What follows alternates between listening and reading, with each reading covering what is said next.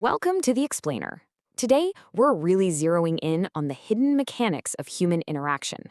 We're going to decode something we've all felt super intensely, but, probably never fully understood from a purely structural standpoint. Okay, let's dive into this. Think about the last time you felt a genuine, undeniable spark with someone. I want you to really reflect on that exact moment. Did you sit down, pull out a piece of paper, write out a list of pros and cons, and rationally choose to fall for them? Yeah. No way, right? It just kind of hits you out of nowhere. We absolutely love to believe we're in complete control of our preferences, but that sets up a really fascinating conflict between the romantic myths we tell ourselves and the reality of how human beings actually operate. So we have this widely held myth of conscious choice. It's this romanticized idea that we somehow logic our way into our desires. But contrast that with a stark scientific reality. It's a biological reaction. Attraction is not an active decision you make. It is a passive response that happens to you. Think of it like pulling your hand away from a hot stove. It's literally an automatic physiological reaction to stimuli in your environment. Here is today's biological blueprint. We'll start by dismantling the conscious choice myth, explore the framework of biological reactions, and then look under the hood at three hardwired switches: scarcity, pre-selection, and emotional variance. Finally, we'll piece together how that initial flame is sparked. All right, jumping into section 1, the conscious choice myth. And moving right along to section 2, a biological reaction. Well, if attraction isn't a logical checklist, what on earth is it? Our source material defines it as a hardwired biological mechanism. And the crazy thing is that it completely bypasses the logical reasoning centers of your brain. You don't think your way into feeling drawn to someone. Instead, your biology reacts to external cues instantaneously.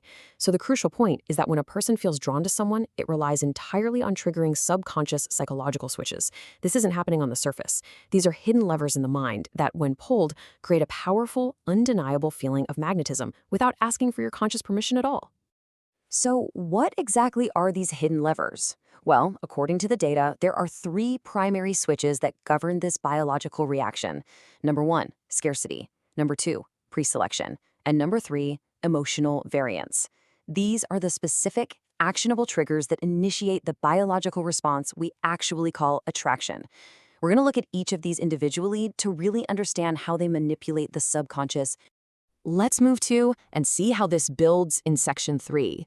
Switch 1, scarcity. Scarcity is a fundamental, hardwired trigger that operates completely beneath the surface of conscious thought. In the context of biological attraction, this means the brain is automatically wired to place a much higher value on things that are rare, limited, or just not easily obtained. When someone's time, attention, or availability appears scarce, it completely bypasses logic and flips a psychological switch. The subconscious basically interprets this scarcity as high value, instantly triggering a biological pull toward that person.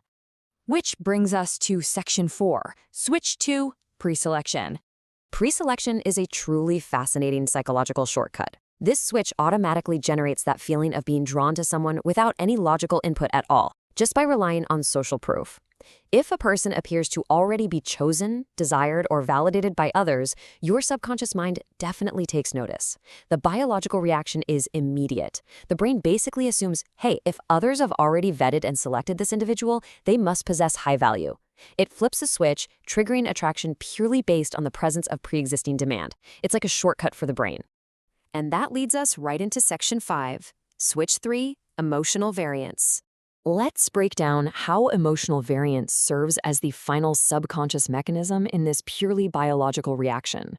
You see, a flat, entirely predictable emotional baseline, it just doesn't stimulate the subconscious mind. Our primitive brains are literally wired to pay attention to contrast. Emotional variance, meaning the presence of shifting dynamics, unpredictability, and contrasting emotional states, keeps the subconscious deeply engaged. When an interaction isn't just a straight, predictable, boring line, it flips this third psychological switch, further compounding the biological attraction.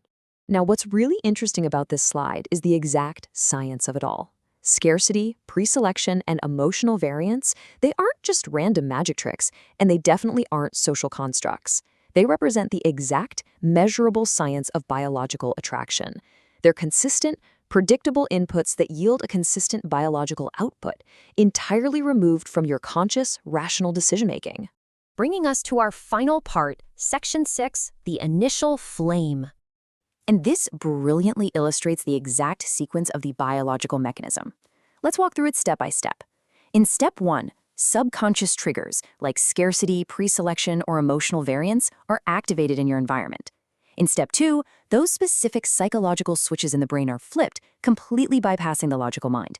And finally, in step 3, the initial flame sparks. That powerful, undeniable draw you feel towards someone, it is the direct result of this automated, 3-step biological process. Which leaves us with a pretty provocative final thought for this explainer.